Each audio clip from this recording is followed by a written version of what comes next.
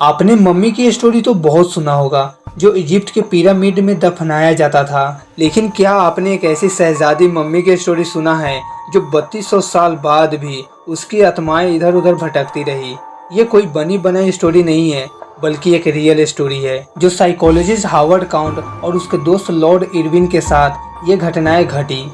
ये कहानी ईसा से भी 1357 साल पहले की है, जब मिस्र पर शहंशाह अखनातन का राज था। धार्मिक चर्चा करते करते बाप बेटी में बहस शुरू हो गई थी और दोनों ही अपनी अपनी बात पर अड़ गए थे। जब शहजादी अपने तर्क से तस से मस नहीं हुई तो शहंशाह के क्रोध का ठिकाना न रहा और उसने तय कर लिया कि शहजादी अब स्वर्ग नहीं जाएगी। भले ही इसके लिए उसे कोई भी रास्ता अपनाना पड़े, लेकिन इसके लिए उसका बदनसीब होना जरूरी था। उसे बदनसीब बनाने की शहंशाह की सारी कोशिशें बेकार जा रही थी। अखनातन मिस्र के प्रसिद्ध शहंशाह तुतनखामन का ससुर था। जब सारी कोशिशें निष्फल चली गई तो उसे ध्यान आया मिस्र के दर्शन का, जिसमें स्पष्ट वर्णित था कि नापाक औरत के लिए स्वर्ग में जगह नहीं होती है। तब उसने शाही धर्म गुरुओं को खुद आदेश दिया कि वह शहजादी के साथ मिलकर उसका बलात्कार करे ताकि वह नापाक हो जाए। आदेश की देर थी कि सभी भूखे भेड़ियों की तरह इस अमानवीय कृत्य पर तूल गए और सबने उसके साथ सामूहिक कुकर्म कर उसकी जान ले ली। इसके बाद शहजादी का दायां हाथ काटकर उसे मम्मी के रूप में संरक्षित कर दिया गया। हाथ कटी शहजादी का शव बादशाही घाटी में ले जाकर वहां के कब्रिस्तान में दफना दिया गया।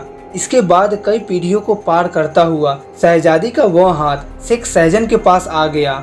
शेख सहजन को एक दिन अचानक मलेरिया ने शिकार बना लिया। उसका बुखार बार बार उतर भी जाता था और फिर से कपकपी के साथ चढ़ जाता था। ट्रीटमेंट करा करा कर वह थक चुका था। आखिर में उसने अपनी ट्रीटमेंट साइकोलॉजिस्ट काउंट हावर्ड से करानी शुरू की। कुछ दिन के ट्रीटमेंट से ही हावर्ड काउंट ने उसे एकदम स्वस्थ कर डाला। इसी खुशी में शेख ने गोल्डन पेटी में संरक्षित शहजादी का हाथ दे दिया। इसके साथ उसने शहजादी की स्टोरी भी सुनाई।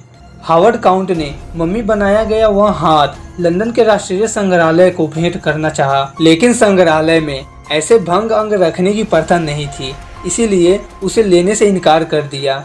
तब पीढ़ियों पुराना वह हाथ काउंट ने अपने निवास की एक अलमारी में रख दिया था। काउंट हावर्ड ने अक्टूबर 1922 में कुछ जरूरत कागजात तलाश करते हुए उस अलमारी को खोला।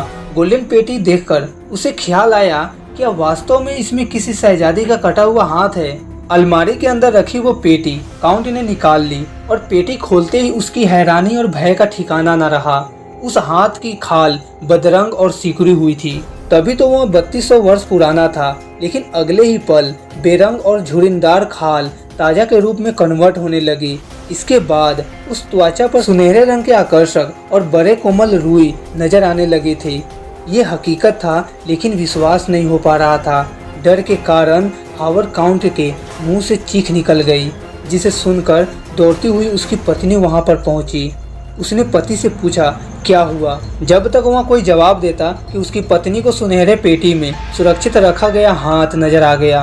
हैरान, हैरत और डर के मिले जुले भावों के साथ उसने पूछा यह क्या है। तब काउंट ने उसे सब बताया। भय से कांपती उसकी पत्नी हैरानी से बोल पड़ी, इतना पुराना हाथ, लेकिन यह तो बिल्कुल जीवित इंसान का हाथ दिखाई दे रहा है। इसमें तो पूरी तरह जीवन के लक्षण नजर आ रही है। निर्जीव हाथ को सजीव होते देख चुका हावर्ड काउंट क्या बताता, स्वयं उसकी दशा भी पत्नी को दिख रही थी। हावर्ड काउंट पत्नी से परामर्श मांगने वाले भाव से बोला, शाही सम्मान के साथ इस हाथ का अंतिम संस्कार कर देते तो सही रहेगा। तो पत्नी ने भी यही रास्ता सही माना। काउंट हावर्ड ने वह हाथ अग्नि के हवाले कर दिया और मिस्र के ग्रंथों को पढ़ने लगा। बाद में जैसे ही उसने पुस्तक बंद की तो जोरदार धमाकों ने कमरा हिलाकर रख दिया और वहां हो रही प्रकाश भी स्वयं अपने आप ही गुल हो गया। हवा के भयानक झकोरे कमरों के अंदर घूमने लगे और जाने कैसी अजीब सी आवाजें गूंजने लगी। काउंट हावर्ड और उसकी पत्नी इस स्थिति से घबरा उठे, लेकिन तभी तेज आवाज हुई और वहां का दरवाजा अपने आप खुल गया। काउंट और उसकी पत्नी ने अपनी जगह से खड़े होने की कोशिश की तो वह दोनों लड़खड़ाते हुए धरती पर जा पड़े। उसी समय पेटी से निकले हाथ को काउंट ने जिस अतिसदान में अग्नि के हवाले किया था वह फिर से दहक उठा। तब काउंट की निगाह अतिसदान की तरफ गई। वह हैरानी से उछल पड़ा। उसकी घबराहट बढ़ गई थी क्योंकि लंबे कद की एक बहुत खूबसूरत युवती उस अतिशयदान में जल रही थी। सोने का बना एक दमकता सांप उसके माथे पर चमक रही थी, लेकिन उसका दायां हाथ गायब था। तभी उस खूबसूरत युवती ने अपना हाथ आगे किया और आग में डाला गया हाथ निकालकर वहां से गायब हो गई। दूसरे दिन हावर्ड काउंट ने यह पूरा हादसा अपने बचपन के एक दोस्त लॉर्ड इरविन को लिख कर भेजा। इरविन उत्खनन और पुरातन वस्तु कौशल का प्रसिद्ध ज्ञाता था। जब यह पत्र पढ़ा तो लॉर्ड इरविन ने मिस्र की यात्रा पर जाने का निश्चय कर लिया। फिर एक दिन लॉर्ड इरविन मिस्र में पहुंच गया।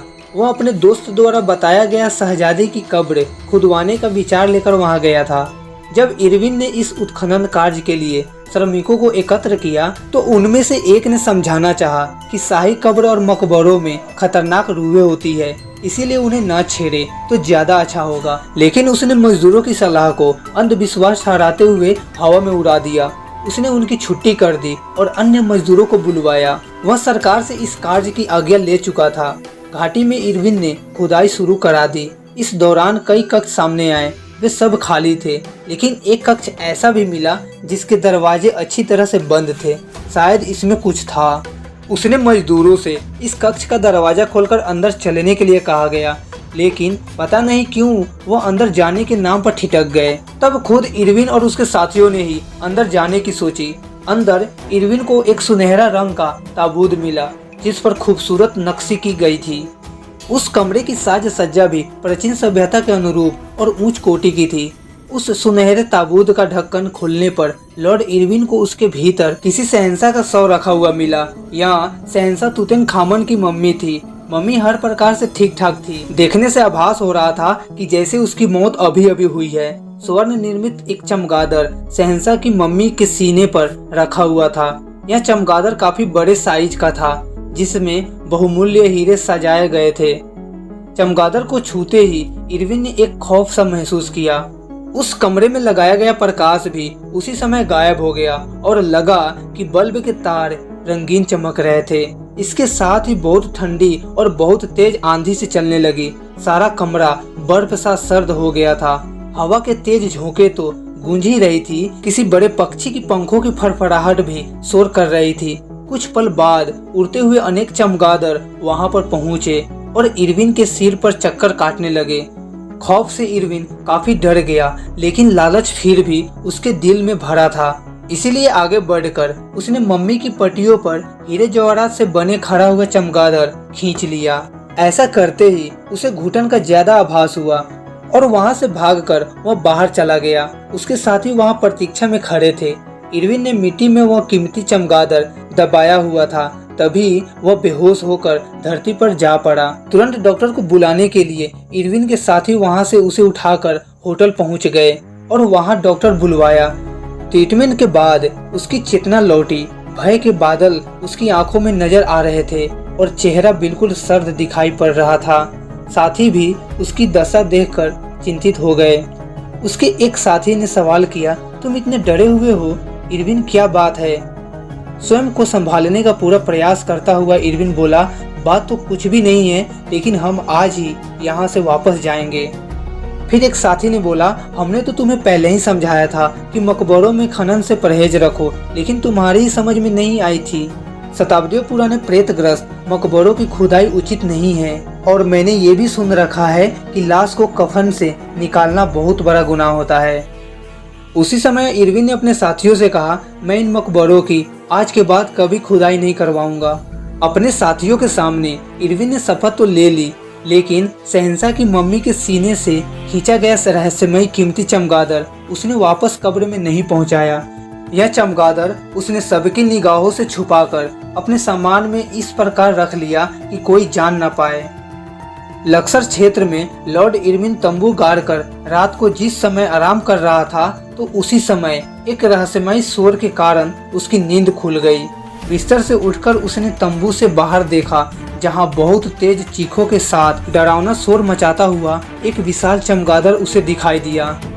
उस चमगादड़ को भगाने का इरविन ने लाख यत्न किया, लेकिन वह तंबू के आसपास मंडराता ही रहा। कई बार तो अपनी भयानक चमकती आंखों से इरविन को घूरते हुए उस रहस्यमय चमगादड़ ने इरविन पर हमला भी कर दिया।